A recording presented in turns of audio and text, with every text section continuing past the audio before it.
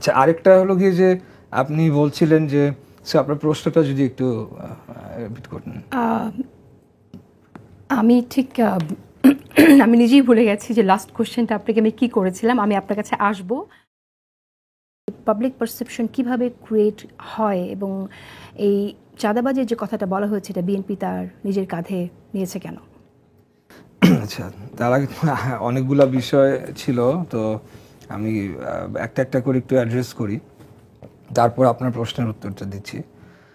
প্রথম যে বিষয়টি, যে দেখেন সিরিয়ার কথাটি প্রসঙ্গটি আসলো, আমার মনে হয় যে সিরিয়ার বাংলাদেশের যে গণ অভ্যুত্থান পরবর্তী অবস্থা, মানে ঠিক একভাবে মেলানোর আমার মনে হয় সুযোগটা তো ওই সময় ছিল না। আর আপনি যদি দেখেন যে একটা রাষ্ট্র তো তার একটা স্ট্রাকচারের মধ্যে দিয়েই চলবে। বাংলাদেশের সংবিধান যেটি রয়েছে, সেই সংবিধানে আমার মনে হয় কোনো সমস্যা ছিল না। যতটুকু না সমস্যা ছিল এই সংবিধান মানার ক্ষেত্রে যার দায়িত্ব ছিল সেটিকে কতটুকু মানতে পেরেছে। সংবিধানের কোথাও কিন্তু লেখা ছিল না যে আপনি গুম খুন করতে পারবেন, আপনি দিনের ভোট রাতে করতে পারবেন, আপনি বিনা ভোটে নির্বাচন ডামি নির্বাচন করতে পারবেন। এখন হাসিনার মতো একটা ডিক্টেটর আসলে আপনি যতই সংবিধান দেন আর যতই সংস্কার করেন, সে তো ওটাকে ব্রেক করবেই, সে তো কোনো কিছুই মানবে না। তো এটা একটা মূল জায়গা।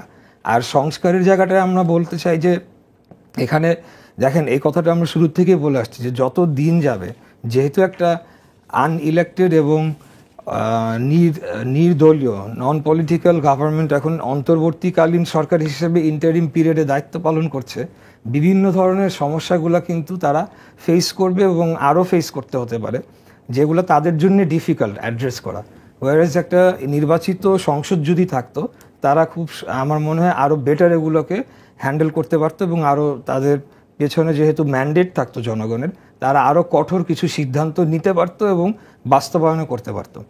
আরেকটি বিষয় হচ্ছে, আপনারা দেখবেন যে হাসিনা পালিয়ে গিয়েছে ঠিকই, কিন্তু তার যে সিন্ডিকেটগুলো তারা কিন্তু বাংলাদেশে এখনও রয়ে গিয়েছে এবং দে আর স্টিল অপারেটিং। আপনি দেখেন 3 তারিখে যারা বক্তব্য রেখে আসছে এই গণভবনে গিয়ে, সেই বসুন্ধরা শাহ আলম বলেন বা আপনি আরও যারা ব্যবসায়ীরা, তারা তো এখনও বিদ্যমান। এবং আপনার বাংলাদেশের টেলিকমিউনিকেশন সেক্টর এখন কার নিয়ন্ত্রণে? সামিট কমিউনিকেশনের নিয়ন্ত্রণে। বেক্সিমকো, এই সালমান এফ রহমান তাদের প্রতিষ্ঠান নিয়ন্ত্রণ করছে। পাওয়ার সেক্টরেও তাই। তো এখন কিন্তু খুব একটা ভলাটাইল, একটা ভালনারেবল সিচুয়েশনে আমরা রয়েছি।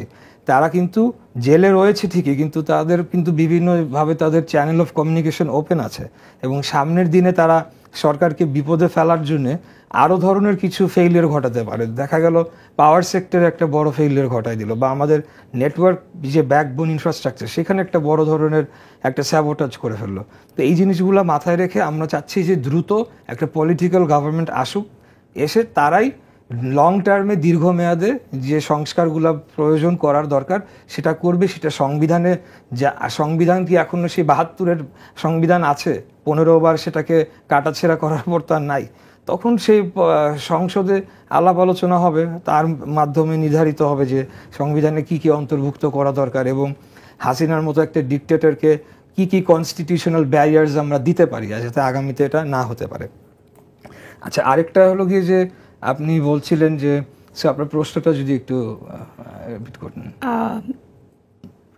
আমি ঠিক আমি নিজেই ভুলে গেছি যে লাস্ট কোশ্চেনটা আপনাকে আমি কি করেছিলাম। আমি আপনার কাছে আসবো, আর সময় কিন্তু মনে হয় সময় যেহেতু চলে যাচ্ছে, আমি আসবো আপনার কাছে। আর ডক্টর শফিকুল ইসলাম মাসুদ, আমি আপনার কাছে একটি বিষয় জানতে চাই। সেটা হচ্ছে যে মুক্তিযুদ্ধ পরবর্তী সময়ে আপনারা এই সময়টাই, আপনারা অনেকেই বলে যে আপনাদের জন্য এই সময়টা সবচেয়ে ভালো একটা সময় আপনাদের, এবং অনেকেই বলে যে আপনারা আধিপত্য একটা কায়েম করতে পারছেন অনেক জায়গায়, অনেক প্রতিষ্ঠানে আপনাদের লোকজনকে নিয়োগ করতে পারছেন এবং করছেন, সে কথাটা আপনারা বলে।